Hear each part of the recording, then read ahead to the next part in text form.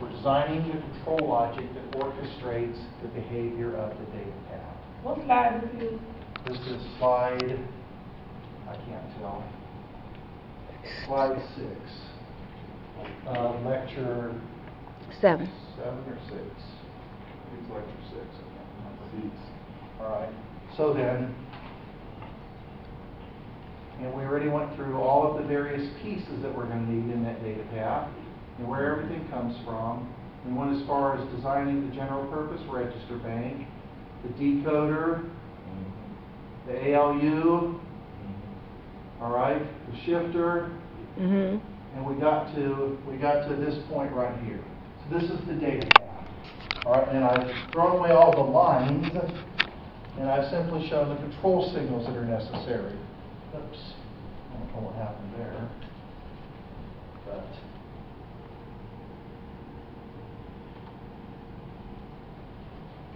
so you can kind of envision the lines, right? So, good.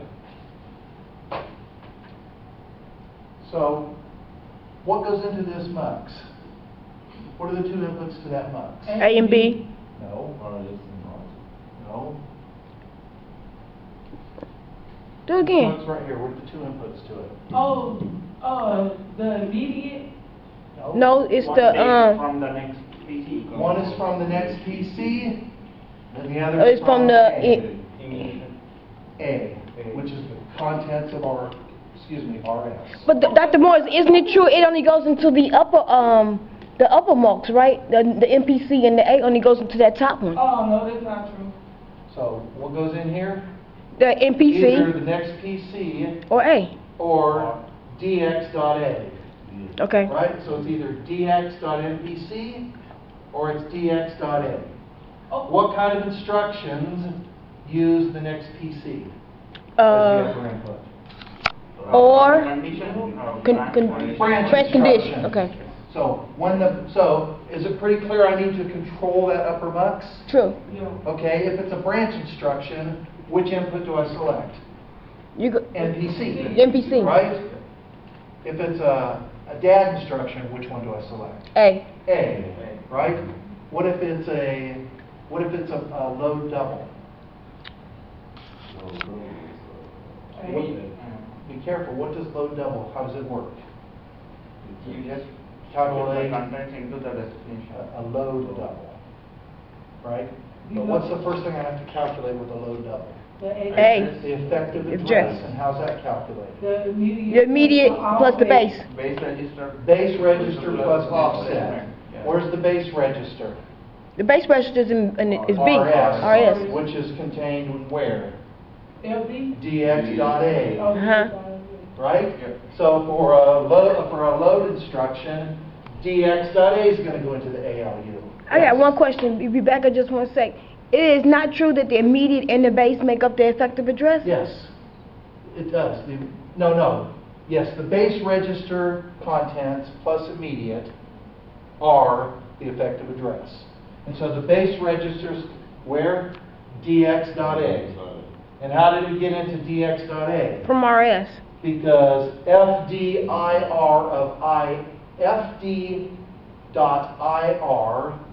of RS went in here, read was asserted, Yes. and out came the contents of that register and got stored in the A register. Just dealing with the pipeline. Yes, this is the pipeline. Remember, all of those registers go inside these yellow bars now. Right. So A is inside the yellow bar, etc., etc. All right, now. All right. So what are the 2 inputs to the lower MUX? The immediate. Is one of them. What's the other one? And B is the other. Right. Right. Right. Right. B So- and immediate. What kind of instructions use the immediate operator? Branch instructions. Because that corresponds to what? The displacement from what? Incremented program counter. Yeah. What other instructions use the immediate operator? Didn't the Louis? The load, because that corresponds to So getting the effective address. yes, to calculate the effective address, it corresponds to the offset from the base register. Right. Is there another instruction that uses the immediate operand? The lower, upper. Load upper immediate. Use it too. All right? So several of the instructions we've looked at take this immediate dx.imm and route it into the ALU, Right. right? Mm-hmm. Other instructions use the upper input, which we've decided is A. B. Oh, the B, upper. which is what? The contents of RT.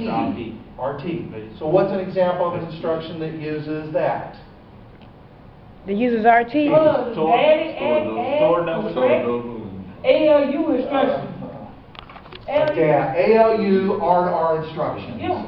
ALU R to R instructions. Right. Because it takes two source registers. The one that's now living in DX.A and the one that's now living in DX. And those correspond to the contents of RS and the contents of RT. And those go into the ALU, right? So there's two inputs here. I have to have a signal that controls them. There's two inputs here. I have to have a signal control them. What does the compare signal tell me? It's just a compare. Branch or not branch? Well, ultimately, Oh, we're gonna compare whether it's equal. it tells you whether it's a not equal Or branch or BQ, an equal branch. right. So then it knows how to deal with the comparator, Right. right? So what if it's a not equal and they're in fact not equal? Then what comes out? True. What if it's not equal but they're in fact equal? False. False. What if it's an equal and they're equal? True. True. What if it's equal coming in and they're in fact not equal? False. False. So the output of that guy right there is either true or false, which answers the question, do I branch? Branch or don't branch? Branch or don't branch? And that, if you remember, is controlled by comp. Right. So comp, and then what does that signal control? Conditions. Oh, okay, branch. Which one do I pick? The NPC? I either pick NPC or BTA? BTA.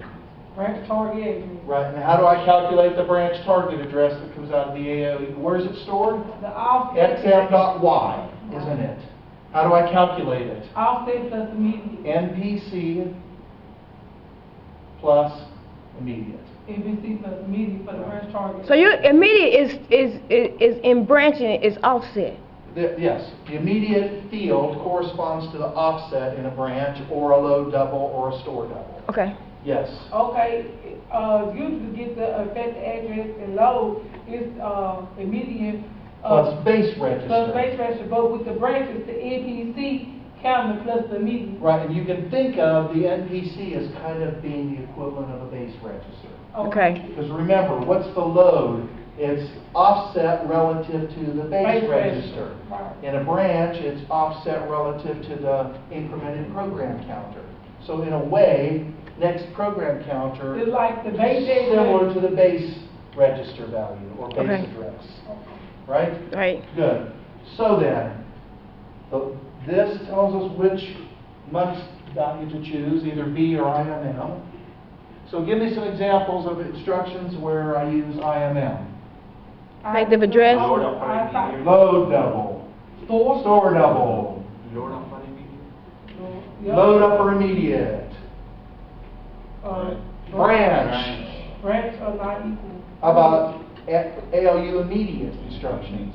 Daddy and all those. Daddy, okay. So there's, of the 10 instructions we looked at, it looks like 6 or 8 of them pick IMM. Right?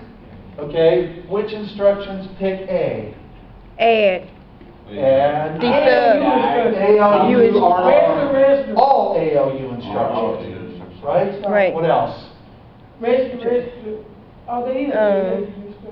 What else? The- Those are all ALU instructions. What else picks A into the ALU? Load. Load double, store double, because A corresponds to the base register register. value, right? Yeah. Yeah? What else? Is there any other instruction that uses A?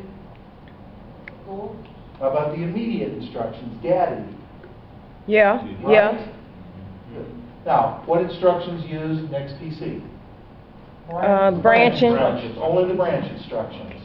So I'm now starting to understand how I might find some set of bits in the IR from which I can derive these control signals, right? I can put them into a blender and shape them up in such a way as only the stuff that I want makes Comes in. things happen. Right? Okay? Now, what's this going in here? What does it do? It's the operation Yes. instruction. It's the instruction. Add, subtract, and or. Those Yeah. are the only ones we looked at. So what are examples of instructions where it has to add? Daddy. Rest. No, because and is an ALU instruction. Oh, yeah, that's right. So D-add is one. D Add sub. is another. No, D- D-sub is subtract. Okay. What other? So add, whether it's ALU, whether it's register add, or whether it's add immediate. Daddy. When else do I do an add in the ALU? That's an and when you do the other one. The add, Yes.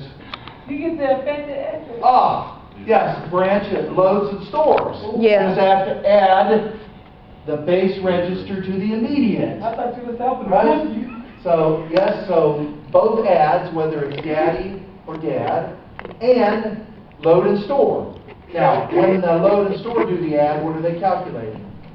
The affected address. And what other instructions have to do in it? Branch. Branch, because they have to compute what? Branch. Target address. Right. So ALU op can be derived from a combination of Everything. op and func. Funk. Yeah. Op and func. And that'll tell me what I'm supposed to do. So I can derive that, okay? When do I do a write?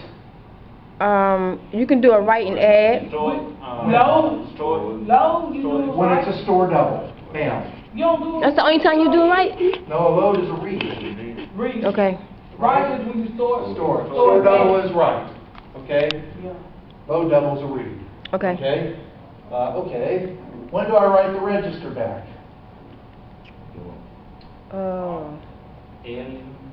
Any ALU instruction, whether it's ALU immediate or whether it's ALU, there's always a destination register. Or, yeah. What other kind of instructions require me to write something back to the register? Stores? No, a store puts it into memory. You're Yeah. close though. When you use A load double, a load up or immediate, right? so anything having to do with the Oh, yeah. effective Stores, address. you write it back in memory for now. You got Anything that needs something written back Back. into a register, bam, our right has to be asserted. So we know when to do that. Dr. Morris, Okay? question. Would that Louis be considered one of them? Yes. Load up or immediate into some register, blah, blah, blah. Okay. Yes. All right. When do I write the PC? From almost every instruction there. Yes. Every instruction. You add 4 to it. I either write NPC plus 4 or I write B